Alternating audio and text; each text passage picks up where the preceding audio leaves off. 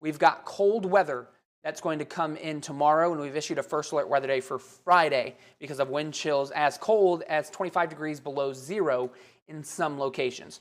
Then on Saturday and Sunday, both first alert weather days because of a mixture of the cold weather that's going to be in place as well as the snow that's going to arrive late on Saturday into Sunday. This afternoon, actually a decent time to get some preparations in order if you need to. The weather's going to be calmer. It's going to be windy, but we'll see a bit of sunshine with temperatures in the mid-20s. But that cold air is on our doorstep. Temperatures, when we look off to the northwest, currently in the single digits. Green Bay, Wisconsin is sitting at 7 degrees. Bismarck, North Dakota at 7 degrees below zero. Duluth, Minnesota at 10 degrees below zero. This is that cold air that's going to be moving towards us.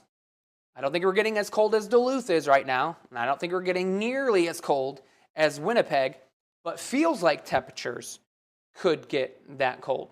So this evening, we're seeing temperature drop out of the 20s, and by the time you wake up on Friday morning, that air temperature is going to be in the single digits, and that's where we stay throughout the entire day for that actual air temperature. And that wind chill by the time you wake up in the morning will range anywhere between -10 to -20. This is getting to the level where schools might be delayed. Normally, when schools delay for wind chills this cold, they'll say, hey, it's just going to be a 2-hour delay because we know that temperature is going to warm up throughout the day. I don't know that this is necessarily going to be the case on a Friday. We're staying pretty cold throughout the entire day. So tune into 21Alive tomorrow morning to see if there's any delays or cancellations.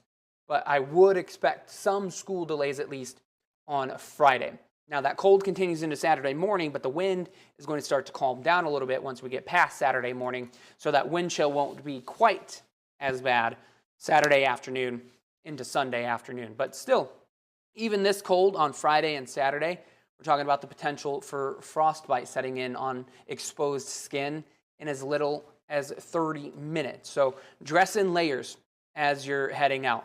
Multiple layers on top, wear a hat, coats, gloves, scarves. Best thing to do, though, if you're trying to avoid any impacts from the cold, is stay inside if you can, and make sure to bring your pets inside as well, because they're not super well equipped to handle weather this cold.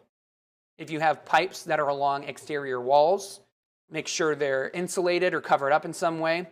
And in those faucets, let that water trickle. That way the water won't freeze within those pipes. But if you live in a mobile home, keep in mind that you don't want to let the water trickle because it could have the opposite effect. So try to just insulate your pipes the best that you can. Now, 2 age groups that you want to pay attention to, especially with this cold weather, are the elderly and infants. They're especially at risk of being impacted by the cold air. And then we've got the snow coming in for the weekend. That weekend snow chance is increasing.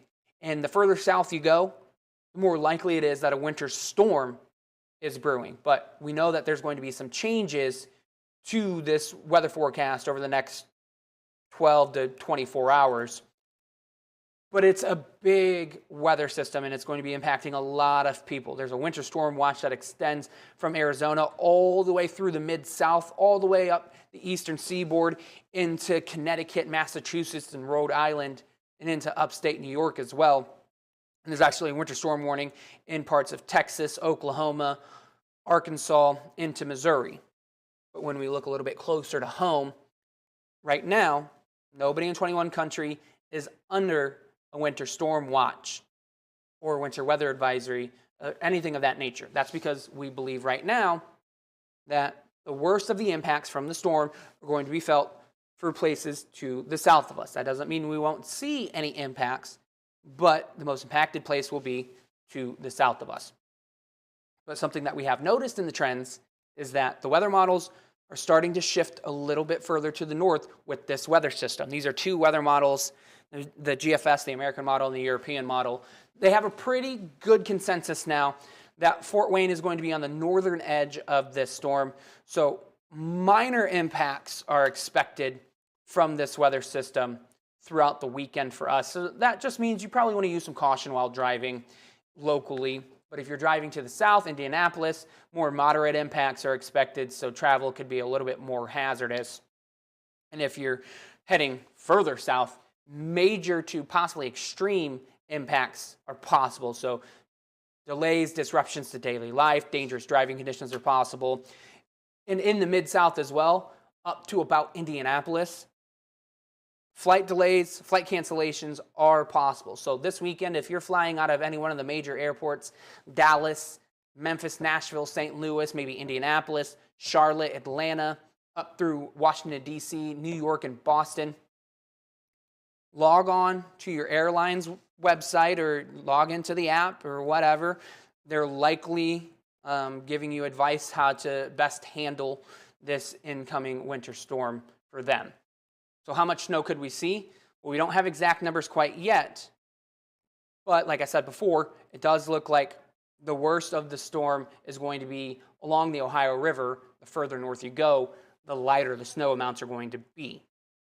Still though, this weather system could shift north, could shift south over the next 24 to 36 hours, so stay tuned to 21 Alive. We'll continue to give you the first alert on the latest weather information for this weekend. And First Alert meteorologist Michael Morinelli is going to talk more about the weekend to come and the week to follow on 21 Alive News at Noon.